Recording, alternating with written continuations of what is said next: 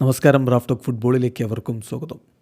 കണ്ണുബോളിൻ്റെ world cup ക്വാളിഫയറിൽ Brazil കൊളംബിയയെ തോൽപ്പിച്ചിട്ടുണ്ട്. സന്തോഷകരമായിട്ടുള്ളൊരവസ്ഥയിലായിരിക്കും ബ്രസീലിന് ആരാധകർ. കാരണം team 2ാം സ്ഥാനത്തേക്ക് ഉയർന്നിട്ടുണ്ട് ക്വാളിഫയറിൽ.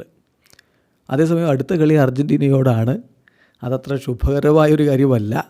അർജൻറ്റീന ഇപ്പോൾ 1ാം സ്ഥാനത്ത് നിൽക്കുന്ന ടീമാണ്, മികച്ച രൂപത്തിൽ പോകുന്ന ടീമാണ്. എന്ന് മാത്രമല്ല, അവർക്കെതിരെ മാർച്ച് 26 പുലർച്ചെ നടക്കുന്ന മത്സരത്തിൽ ഇറങ്ങുമ്പോൾ ബ്രസീലിന് 2 പ്രധാന താരങ്ങൾക്ക് സസ്പെൻഷൻ മൂലം കളിക്കാൻ പറ്റില്ല എന്നുള്ളൊരു തലവേദനയാണ്.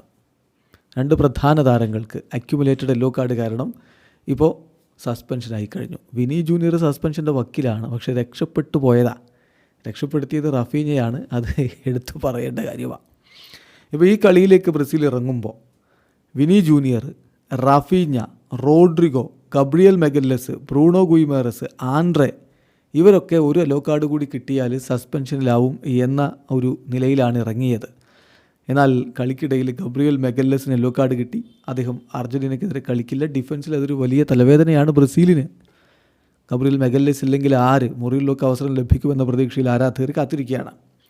ബ്രൂണോ ഗുയിമേറസിന് യെല്ലോ കാർഡ് കിട്ടിയിരിക്കുന്നു മധ്യനിരയിൽ. അവിടെയും ഒരു നിർബന്ധിത മാറ്റം ബ്രസീലിന് വരുത്തേണ്ടി വരും. അദ്ദേഹവും അർജൻറ്റീനയ്ക്കെതിരെ സസ്പെൻഡഡാണ്. അതുപോലെ തന്നെ വിനി ജൂനിയർ രക്ഷപ്പെട്ടു പോവുകയായിരുന്നു. ആ ഒരു സബ്സ്റ്റിറ്റ്യൂഷൻ്റെ ഘട്ടത്തിൽ വിനി ജൂനിയർ റഫറിയോട് തർക്കിക്കുന്നു, എതിർ ടീമിലെ താരത്തോട് തർക്കിക്കുന്നു. അവിടെ നിന്നാൽ കളിയുടെ അവസാന ഘട്ടമാണ്. ടൈം വേസ്റ്റിങ്ങും മറ്റുമൊക്കെയായി ബന്ധപ്പെട്ട്, മാത്രമല്ല ആർഗ്യുമെൻറ്റിനൊക്കെ ഒരു യെല്ലോ കാർഡ് എടുത്ത് വീശാനുള്ള നല്ല സാധ്യതയുണ്ട്.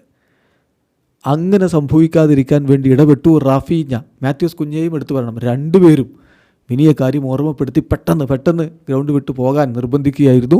അങ്ങനെ കളിക്കളം അദ്ദേഹം വിട്ടതുകൊണ്ട് യെല്ലോ കാർഡിൻ്റെ വക്കിൽ നിന്ന് രക്ഷപ്പെട്ടു, സസ്പെൻഷൻ്റെ വക്കിൽ നിന്ന് രക്ഷപ്പെട്ടു. ഏതായാലും അർജൻറ്റീനയ്ക്കെതിരെ 2 പ്രധാന പൊസിഷനുകളിൽ ബ്രസീൽ മാറ്റം വരുത്തേണ്ടിയിരിക്കുന്നു. ഇതൊരു തിരിച്ചടിയാണ്. വീഡിയോ അവസാനിക്കുന്നു. ഫുട്ബോൾ ലോകത്തെ കൂടുതൽ വിശേഷങ്ങളുമായി റാഫ് ടോക്സ് വീണ്ടും എത്താം.